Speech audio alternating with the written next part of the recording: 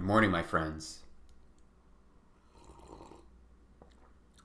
Today, this is the first time I've done a Mornings with Wasek segment in a while. I think it's actually been a whole year now. Usually I've been doing them in the afternoons or the evenings, but this is the first time that I'm actually doing it in the morning when I'm waking up. So, today I'm going to be dissecting this quote that I sort of changed up on my Twitter. If you follow me, you might have seen it, which was with great power comes great responsibility, and I changed that to with great power comes great desire. And I want to talk about that because when we're talking about, let's say, Spider-Man, for instance, that's the main quote where it comes from. With great power comes great responsibility. What, Spider-Man's uncle says to him right before he dies is sort of his last parting words of wisdom to him. And I'm sort of looking into that further as to why it requires a lot of responsibility, which is the main reason, obviously, is that once you have a lot of power, it requires a lot of responsibility in terms that your actions have a lot more consequences to them, whether good or bad. If you do good actions, the goodness that arises from that will be greater, and if you do bad things, the bad things will be greater in and of themselves. That's what happens when you have greater power. But I want to also emphasize the fact that once you have great power, your desires increase as well. Your desires to use that power in any way whatsoever, whether it's good or bad, you'll have the desire to do both in a way. Those will increase as well. And I think it's important to emphasize when we think about power in that context, when we think about power in the context of politics, for instance, that once we achieve this great power, let's take a look at an emperor, for instance. There is this philosophical concept of, once you are given great power, you're sort of doomed to sort of abuse it for your own selfish needs.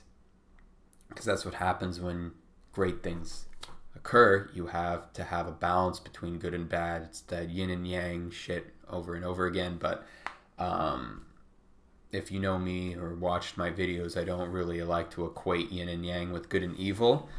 But in this case, when we're talking about this sort of concept of desire, that's what's going to happen anyway. If you take a look at, the great dictators of the world, you look at the Soviet Union, you look at people like Stalin, who abused that power to its fullest extent because he was given that opportunity. And once he was given that power, the desire to create more welled up within him.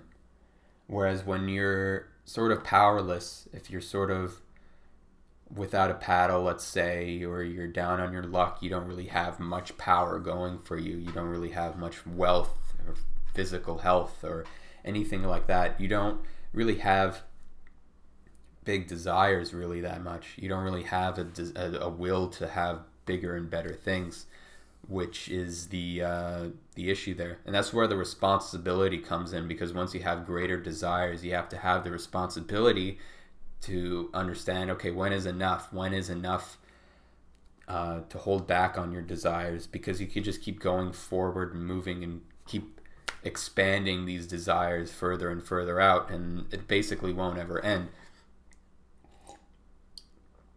And that's what happened with Stalin, for instance. I mean, the whole Soviet Union, the way it was constructed, the whole political organization was supposed to be a temporary thing. It was not supposed to be something that lasted for 70 years. It lasted, it was supposed to last for maybe like 5 years.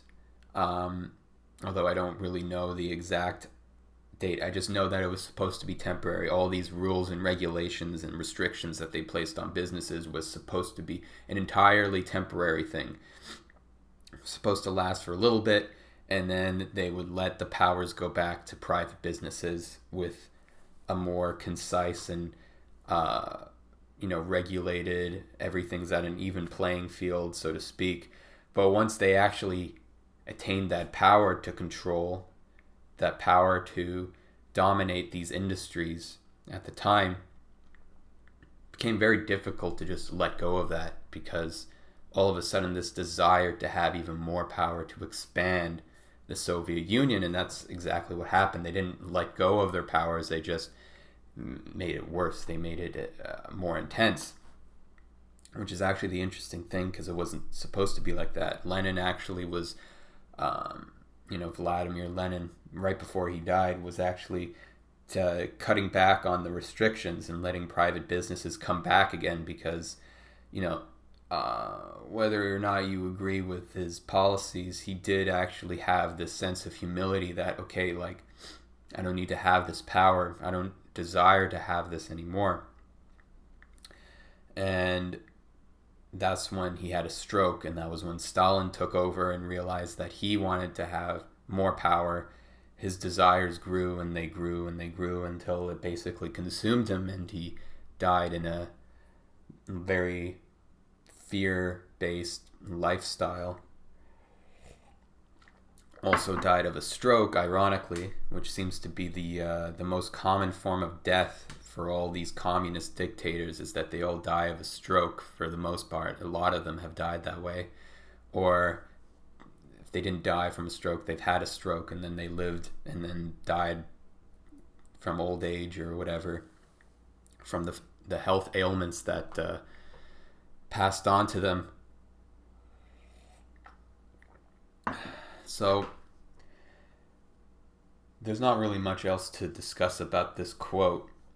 I thought it was interesting, and it's been a quote that's sort of circulated around, and it's very impactful, and I think it's very relevant to today, that a lot of people are attaining this sense of power in the world, and it's not really seen that much. I'm not talking about power in the sense of political power, although that's a relevant topic. I'm talking about it on an individual basis, on just people in the general sphere. You look at the stock market and it's just expanding ridiculously, and you see a lot of people getting a lot of money, becoming very rich. There's this huge surge of wealth that's being created right now, although a lot of people will try to detract from that and say that that's not real and that's all bullshit and that everyone's poor, blah blah blah. But the reality is that there's a lot of people that are making a lot of money in the world right now, and what's happening with that is that they're not accepting that responsibility. It's almost coming in too fast, and their desire for more is tainting the overall gift and abundance that they already have, which, if I'm going to predict, it's going to lead to the next stock market crash or something along those lines, because people don't know how to hold on to this abundance. They don't know how to hold on to it, and they're not going to utilize it properly. And that's where this great desire comes from, that needs to be tamed. Otherwise, it creates a lack. It creates this mentality of lack. It creates a mentality of poverty, which is, once you have those desires, you can build more, you can create more, but then it leads to you wanting more, right? Which is never enough. It's never going to be enough, so to speak. And these people might remain rich, they might remain incredibly wealthy, but they'll never be satisfied ultimately in the end, which is the problem when you go down that path of attaining power, whether that's monetarily, physically, whatever, is that it's a never-ending road. You just keep going down, and the desire for more only increases the more you get. And so that's where this responsibility, I think, comes in, is that once you attain that power, is to sort of stop developing yourself, because I don't think we should ever stop developing ourselves, but sort of taking a step back and realizing that where you are now is great, and you don't need to, strive that much anymore. You don't need to push yourself to the limits of what you're capable of, because there should be a sense of satisfaction that you already have. But that's the thing with this power, is that if you have this sort of detraction in your mind, this sort of negative feedback loop that already exists before the power, once you expand that, then it only gets bigger. The good things about you will also be bigger, but then the bad things will also get bigger. And that's where this desire comes in. If you already have desires before that, once you attain more power, those desires will only grow. Which is why it's important to always work on that, and not let the power that is given to you sort of corrupt that and make it this weird distorted monster, so to speak.